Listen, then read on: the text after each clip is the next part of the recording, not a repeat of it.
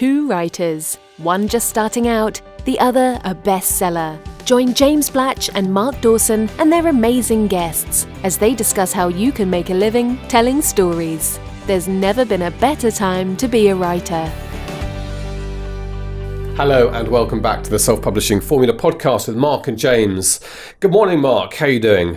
Good morning, James. I'm excellent. Have you been taking the advice of Anne Bartolucci and improving your sleep patterns since we listened to that interview? Absolutely not. Well done. You're an inspiration to all of us. My children are still resolutely refusing to give me a full night's sleep. So, Have you shown them the PDF? I tried to get them drunk, actually. Yes. That didn't work. Was that one of the tips? Was that one of the hacks from Anne? Yeah, gin. It was. Gin for your children? Yes. It's Calpol, isn't it, I think, to use the brand? Yes, that's what Calpol, Calpol's new gin range. If we do that flight to Australia, Calpol will definitely be needed. Okay, good. I have flown with small children on very long-haul flights, and what you need is a film like Cars. My son watched it probably 5 times on the flight, 3 of the times without any sound. Yeah, my son likes dino trucks at the moment. So he's got trucks and dinosaurs. I mean, who wouldn't enjoy that? That sounds pretty cool. Might write the book. Now, last week we had a great interview with Jenny Parrott talking about what makes stories work. And this week we've got a guest on called Chris Fox, who some of you may well know, because if you're like me, you've been trawling the internet for help on narrative structure and so on.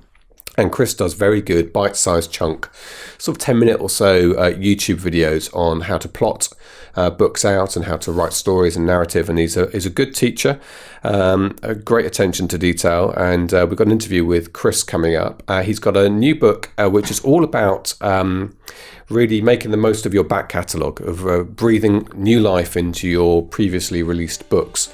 Again, we talked a few weeks ago about money left on the table if you don't exploit the products that you've got. So this is an important part of that. So let's hear from the interview first, and then we've got a special offer you'll hear us talk about towards the end of the interview. Chris Fox, a well-known name in the self-publishing arena, bit of a buzz around you. In fact, you are a requested guest onto our podcast, would you believe? So we're delighted that you're here and joined us on SPF. Chris, so welcome, first of all. Good to have you. Yeah, thank you for having me, James. I appreciate it.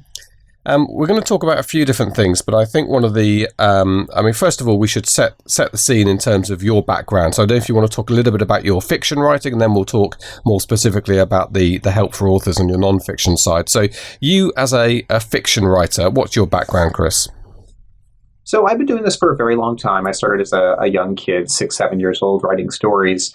But around the age of 18, I actually moved away from writing because I realized that making a living doing it was going to be very, very difficult.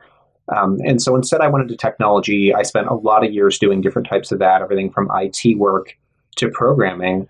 And that journey kind of led me into the startup world in Silicon Valley and San Francisco. So I got to work kind of elbow to elbow with people like, Uber and Fitbit and Apple. And you'd see all these startups around. And I started to get to know some of the engineers over at Amazon and see this whole self-publishing boom that was starting. And all of a sudden, that little kid in me woke up and said, wait a minute, maybe finally you can actually publish the stuff that you've written. So kind of writing in corners around my job in the morning on the bus ride into work, I started cranking out a novel. And I finished that, I published it, and much to my surprise, it did very, very well, earning about, I want to say $4,000 the first month. And the rest kind of is history. Once I realized that I could make money selling books, I was hooked. What year was that, your first published novel? October of 2014. Okay, so you were there towards the beginning of it, and that's great to be on the ground in Silicon Valley and seeing it happen and hear the buzz from people at the bottom of the the foundation of Amazon. The rest of us kind of notice it going on second and third hand, but I guess you're in the right place at the right time. Yeah, very fortunate to be in the right place at the right time. Okay, so your novels are science fiction, post-apocalypse, have I got that right? So they're all flavors of science fiction. I have a series called Deathless that is post-apocalyptic, and then the bulk of my more well-known work is just space opera and military science fiction. I've got a couple of trilogies out in that vein. Okay, and so where are you now? How many books have you published, Chris? Wow, it's sad that I don't know. I want to say 22. I have 12 full-length novels, 6 books for writers, and a series of anthologies and short stories. Okay. Now, I think people listening who have heard of you and are familiar with your work, like me, will have come across you not as a novelist, first of all, but as somebody who posts a lot of stuff onto the internet, particularly on YouTube, instructional video on how to do things like, for instance, plot your novel, lots of writing tips, how to make your stories work. And if you haven't looked up Chris, I'm going to say right now, I am addicted to the stuff and I thoroughly recommend it. So I'm excited to have you here as a guest, Chris. I think you've got a really nice way of teaching and I think the stuff is great. So there's a bit of praise for you to get that out of the way straight away. Thank you. Well, let's talk about that. So what motivated you to start that side of things? When did that side of things sort of, it's something Mark Dawson does as well. When did you start posting stuff to help other authors?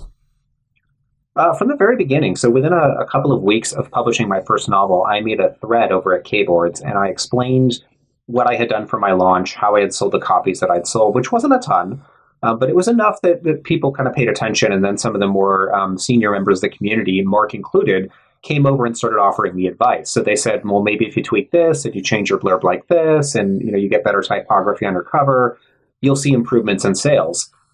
So I worked alongside them and I kind of shared everything I knew from day one, mostly via Kboards, eventually via Facebook groups as well, because that's sort of the way this industry works. Everybody really feels willing to share the information that they have. I learned a ton from Mark because he just put it out there on Kboards. Yeah, absolutely. And I think we all love that aspect of the industry. It's something we refer to a lot. It's a lovely place to be in supportive areas. So, you've turned this into beyond blog posting, and there's a rich variety of stuff out there. And we'll talk a little bit about, because I want to quiz you a little bit about your approach to plotting and structure and so on. But you've turned that into some actual non-fiction books as well. And I think you've got one about to come out? I know you've got a couple already out. I do. I have one that's going to launch in just a few days' time called Relaunch Your Novel, Breathe Life into Your Backlist. And so that self-explanatory is for people who have a backlist and are starting to look at that and thinking, am I doing enough? Am I exploiting what I've already got on the shelf? Which can be quite difficult, exactly. Right? It's a system to help you turn your backlist kind of into an ecosystem that'll continuously generate money. So it's great for authors that have been doing this for a while. Probably not so useful for people who only have one book out. Yeah. Okay. Well, let's talk about some of the teaching that you've put out there. I guess it falls into 2 or 3 categories, but the ones that have caught my eye, because I'm a first-time novelist, is how to structure the book. And there's a very good series on your YouTube channel. And I think actually the videos from memory, I might be hazy here, they're not that long either, are they? They're very digestible, 10 to 20 minutes, something like that. Yeah, I found when studying YouTube that anything longer than 10 minutes sees a very sharp drop-off. And if you can get it closer to 5, you get even more engagement. So I try to make the videos super short, and the ones for outlining are between 7 and 10 minutes each. And I think there's 4 in the main series. Yeah, and I think there's a trick to teaching complex subjects in a pithy way, which you do. But let me quiz you. We've got you on the podcast here, so let's talk about outlining. Let's talk about that approach to structuring a novel, which does not come naturally. And I can tell you, as one of the many people on this podcast or listening to it trying to write a book, that until you start to do it, you don't realize that it's not as easy as it seems when you read a book to outline it. First of all, would you advise people who are starting out to plot, to have this structure down in advance? Absolutely. Most of us start out as pantsers. I know that I did. Some people never change that, and for their entire career, they love being a pantser. I am not one of those people. I found that most people, when they have some understanding of how story structure works, turn out a much, much better novel than they otherwise would. So there's nothing wrong with discovery writing, but taking the time to plot out your novel really results in a richer payoff for the reader, stronger characters, ultimately tighter prose. There's 100 different applications and reasons why it's been so useful, not least of which is it's much faster. Yeah. And what are the key things then, if you're going to pick out 1 or 2 things that people need to be thinking about to make the novel work? What would they be? I would start with your ending. So what is going to be this great rocket punch ending that you have in whatever your genre is? If it's a thriller, are they disarming a nuclear bomb? Are they saving the world somehow? whatever fits your genre. If it's romance, is it a happily ever after? Come up with that ending, then conceive of a protagonist and conceive of an antagonist and figure out how they're going to get from wherever you want to start your novel to this epic ending. And everything that you should do should kind of flow towards the ending, so that, if you're looking at a scene and you can ask yourself the question, does this work towards the ending? And the answer is no, that maybe you're going the wrong direction. And where do you stand? I mean, there's a crossover here. There's quite a few people obviously teach this area. In fact, there are tons of books, actually, if you look at it, and some of them are quite big and thick. And one of the guys we talk about from time to time, because I'm a bit of a fan of his, is Sean Coyne. Mm-hmm. And Sean makes the point very quickly that there's some things in your story that need to be there to make it work. And one of the things he points out is that you have to have, at some point, your hero has to be at the mercy of the antagonist. Would you go along with that as well? Would you have that kind of those places on the roadmap? I'd say no. And this surprises me because I love Sean Coyne's work. The Story Grid is wonderful. But what I found is that things that seem like they're obligatory aren't necessarily. You can break almost any rule and get away with it. But the problem is the more rules that you break, the further you deviate away from what makes the standard kind of story that, as Joseph Campbell would have said it, the further away you get from that, the more you lose your reader. So sure, you could break a rule. You don't have to have your hero be at the mercy of the antagonist. But if that rule is broken, start looking around and making sure you're not breaking too many other rules. I did an interview recently with an editor, and she's read my first drafts. And one of the things we talked about was the tension between making the story work and having these plot points, and the way you describe it is brilliant, to have this sort of end, which thankfully I think I've got the end bit sort of sussed and I'm working towards that. But the tension between that and making the characters come to life, having people who you want to spend time with, who you are worried about how they're going to get on, you care for them or you hate them depending on their role, which actually is not always about story. It's the other bit of writing, isn't it? Do you focus on that at all? Because I've struggled to make that clear in my mind as to when I should just be talking about character, living with them, doing everyday stuff so that people get to know them, and when I should be driving forward with the story. It's interesting because for the longest time, I believe that those were separate things. And what I've since learned is that they're not. They're integrally linked.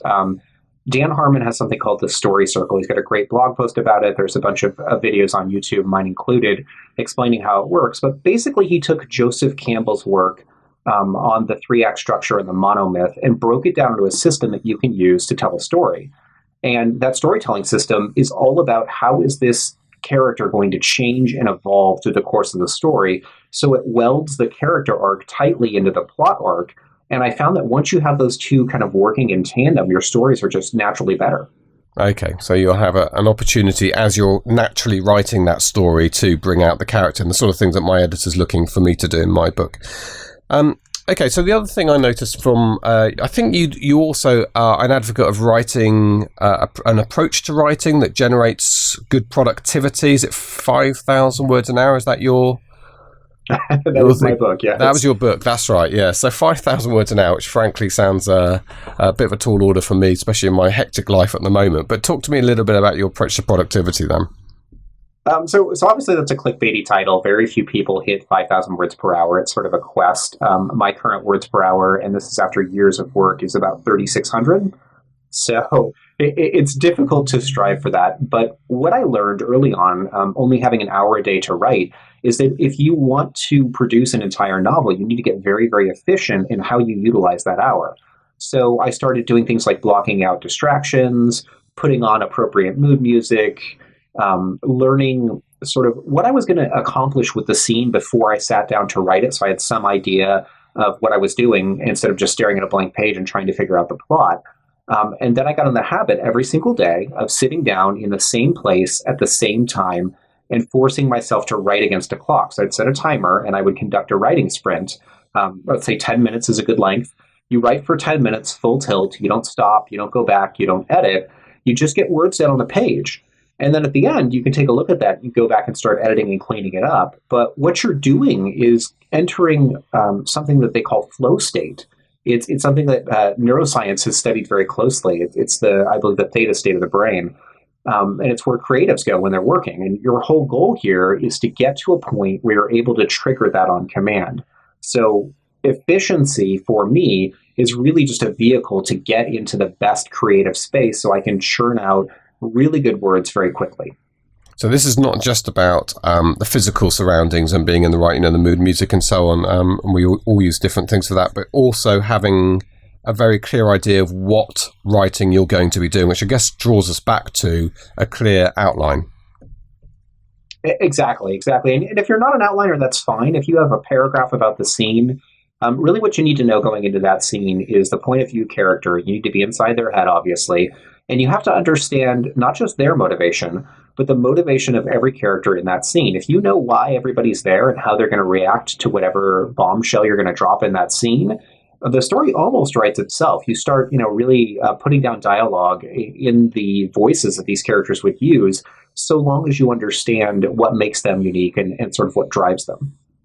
Okay, so let's talk about the new book a little bit, Chris. Utilising your back catalogue, I guess you've got a back catalogue running into the 20s, and some people may well have 7, 8, 9 novels. What are the key learnings from that? Obviously, we don't want you to go through the book in detail. We want people to buy it, but give us the key bits.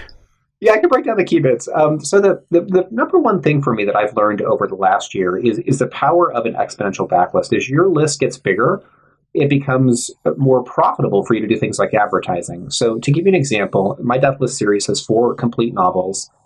And based on my sell-through rates, I earn about $10 every time somebody buys the first book. So 100% of the people obviously buy the first book, maybe 80% will buy the second book, and then 60% will buy the third book, and it keeps trickling down.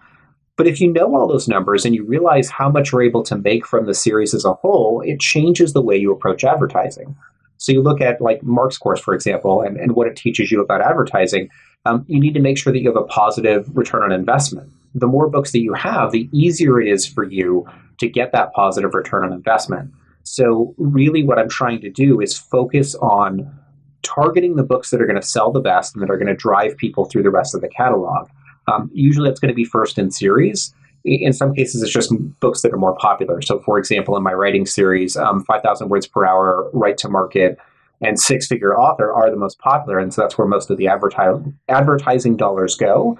And then when people finish those books, they'll tend to go on and pick up others. So I think that understanding which books in your catalog are going to result in people moving deeper into your catalog is critical.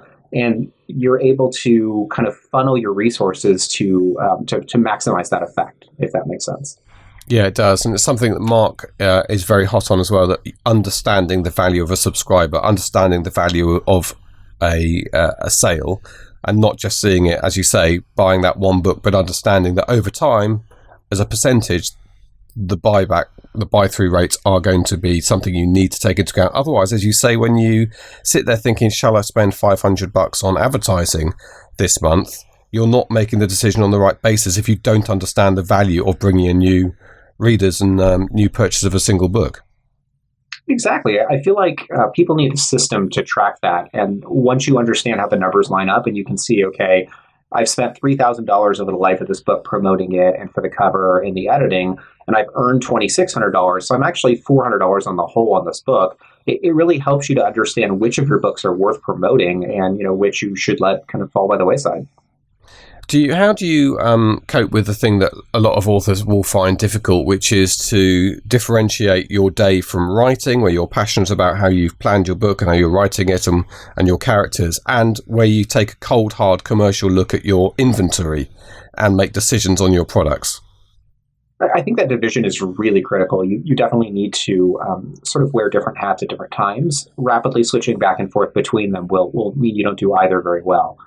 So what I do, and I'm a huge neuroscience buff and I study this closely, I have a habit where I'll get all of my writing done in a series of writing sprints between about 7 a.m. and 10 a.m. If I'm having kind of a slow day, it may take me until 11, but I'll be done with my writing by 11. That's why I scheduled this interview when I did, so to be after my writing time.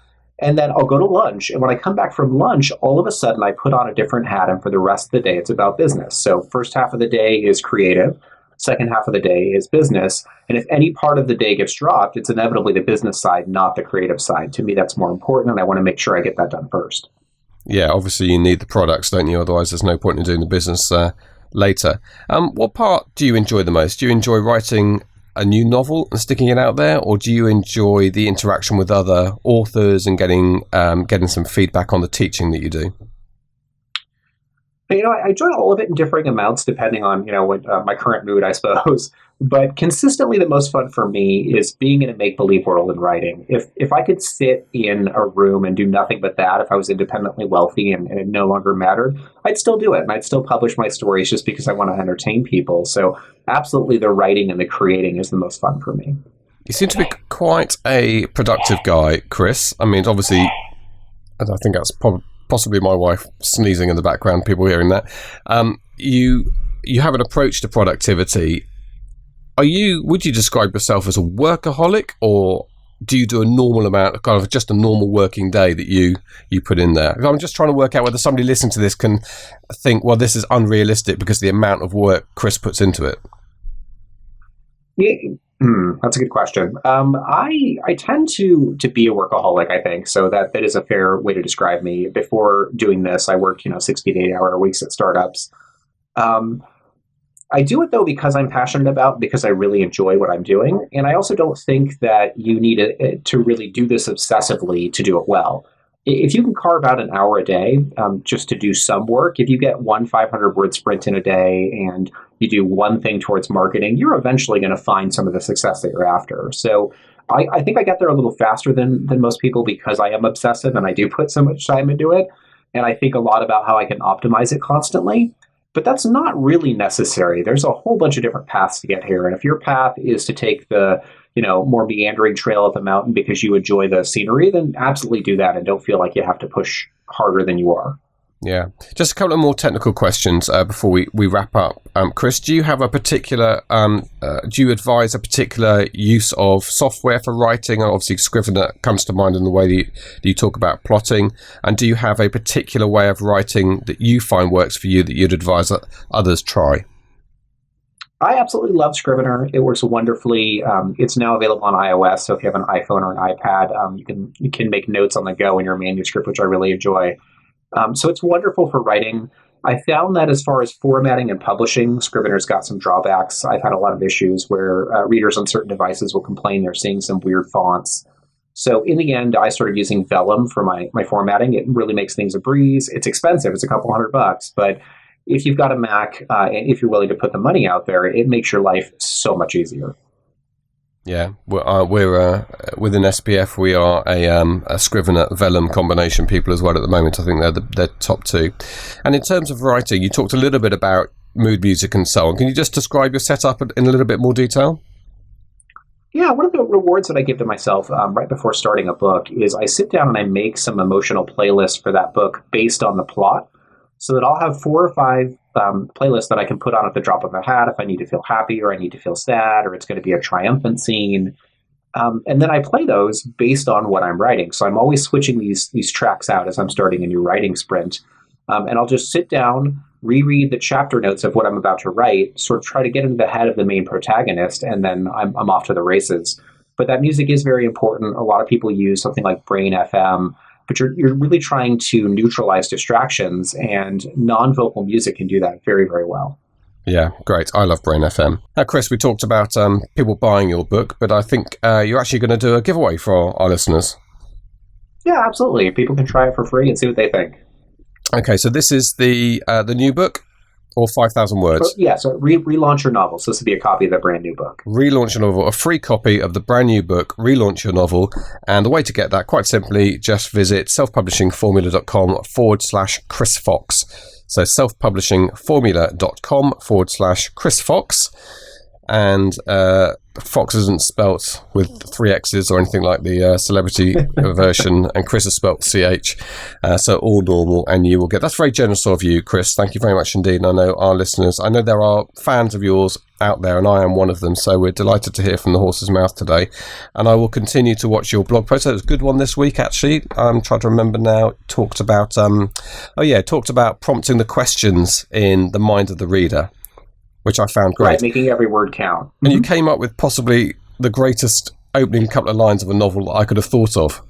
Do you remember that? Thank you. So the opening line was, I have 8 seconds to live. And the second line is, I pulled the ripcord and nothing happened. I mean, fantastic way of explaining how you prompt these intriguing questions. Intrigue's a good word here, isn't it? Intrigue in the reader's mind, so they need to read on to the next sentence. And if you can replicate that... Give them just enough to start building things in their head and also raise a whole bunch of questions. Yeah, and I was thinking that works on the micro and the macro level, right? If you do that in the chapter and in the first half of the book, the second half of the book, it works really well. Definitely, even the blurb, the marketing copy, everything. Yeah. Chris, from California, up there in San Francisco nearby, thank you very much indeed for joining us today. Please, you got your writing done. How many words today? 5,063. Above average day for you. Excellent. Or at least, that's above average. It was 3,600 an hour, you said, didn't you? Yeah, 3,600 an hour, so it took me almost 2 hours to do. There you go. Okay, below average on that front. Thank you very much indeed, Chris. Have a good day.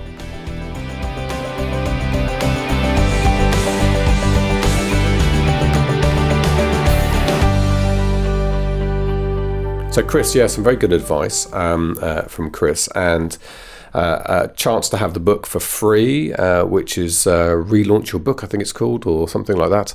Can't remember now without listening to the interview back again. You're so professional. I know. But what I can remember is the URL you need to go to get the book, which is selfpublishingformula.com/Chris Fox. And I think that Chris is a good teacher.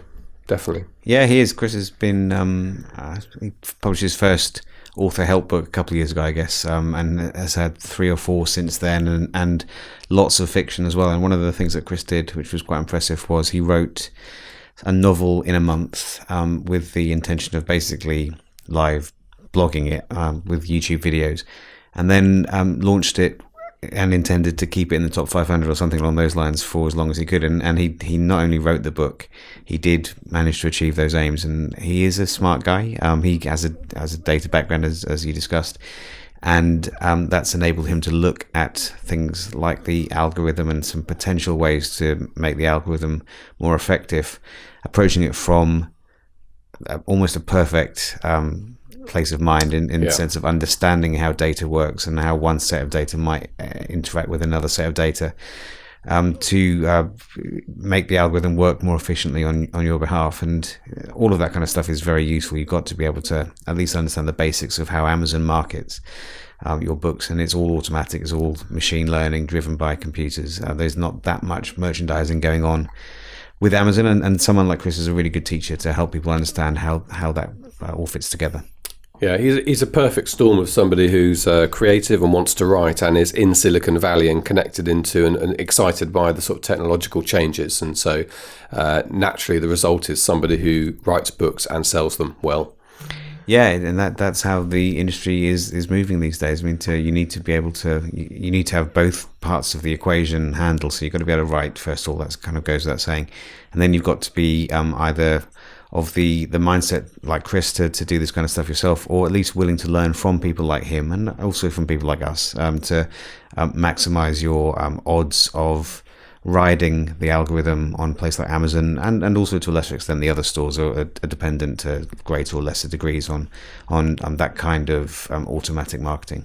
Riding the algorithm is a good name for a non-fiction book on how to exploit your products on Amazon. Yeah, you heard it here first. Yeah, James's new book. Well, we could add it to our bookshelf, couldn't we? Because we do have SPF books to help you achieve your aims. If you go to our website, selfpublishingformula.com, you'll find a list of them there, all of which, from editing through to selling, you'll find some books there to help you move forward with your career and sell books. That was a very professional segue, James. Anyone would think you used to work for the BBC. Thank you very much indeed. I'll segue now into if you'd like to help continue to pay James's exorbitant salary for putting together the SPF podcast, then you can do so by supporting us on Patreon. So you can go to patreon.com/SPF podcast.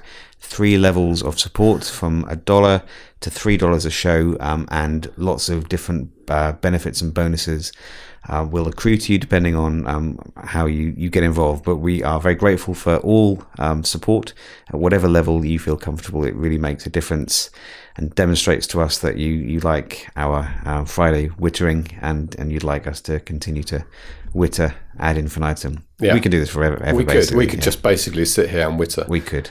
And at some point get some sleep, and I promise you I'm going to get the PDF printed out for him and laminated so that he gets some sleep and becomes more lucid.